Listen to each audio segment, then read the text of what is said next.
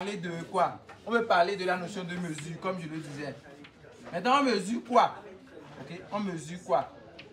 Est-ce que vous voyez? Donc, en général, quand on dit on mesure, la mesure de quelque chose, ça peut nous donner une longueur. On peut mesurer une ligne, n'est-ce pas? On peut mesurer genre une règle, quoi. Ça me donne, par exemple, je mesure ça, ça va faire à peu près peut-être 40 cm. Je dis n'importe quoi, hein. Donc, on peut mesurer quelque chose comme ça. Là, ça me donne une aire. Ok. Disons par exemple que ça fait 20 cm², je dis n'importe quoi. Ok. Un volume. Et on peut mesurer aussi un volume. Par exemple, je mesure une boule. Oui. Le volume d'une boule. Ça me donne peut-être 2 mètres cubes par exemple. Est-ce que vous voyez? Maintenant, les mathématiciens ont remarqué que si on prend l'espace tout entier, il y a des parties qu'on ne peut pas mesurer. Bon, ça, peut-être c'est vrai même dans la vie courante. Il y a des choses peut-être que vous ne pouvez pas mesurer de fait de leur forme. En tout cas, qui sont difficiles à mesurer.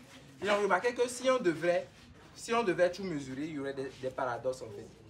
Donc, il y aurait des contradictions, quoi. Bon, je ne vais pas rentrer dans ce détail-là. Donc, en gros, il y a une question par rapport à ça. Oui.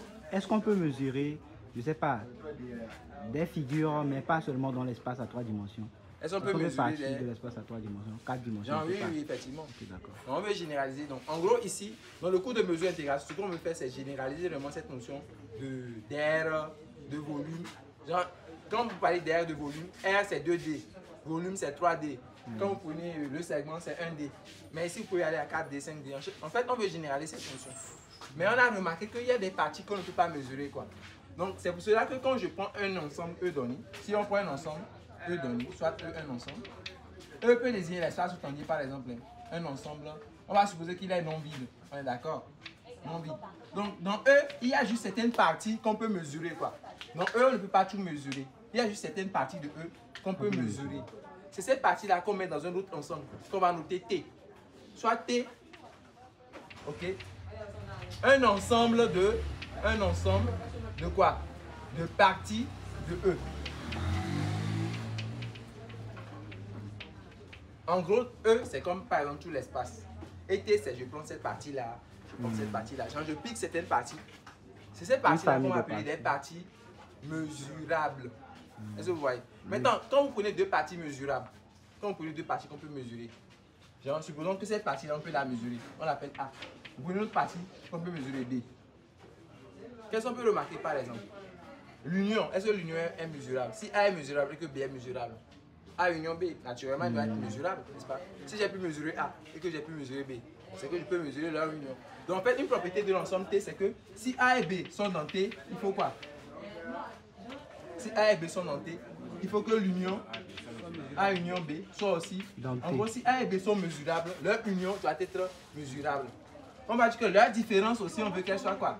Si A et B sont dans T, on veut aussi que leur différence soit quoi? Dans T. Soit dans T. Voilà, effectivement. Maintenant, la notation, la différence. Oui, A privé de B, merci. Donc maintenant, on fait l'hypothèse que l'ensemble vide est mesurable. Évidemment, le vide, sa mesure, c'est combien? 0. 0. Donc on va vouloir que le vide soit quoi? Mesurable. Mesurable. Mais l'espace tout entier, on veut aussi lui associer une mesure. Peut-être que l'espace infini dans lequel je suis, il y a une mesure peut-être infinie. Oui. Okay? Donc on veut que l'espace tout entier dans lequel nous sommes ait aussi quoi? Une mesure. Et en fait, c'est le fait de prendre ces propriétés-là qui nous permet de définir ce qu'on appelle un ensemble mesurable.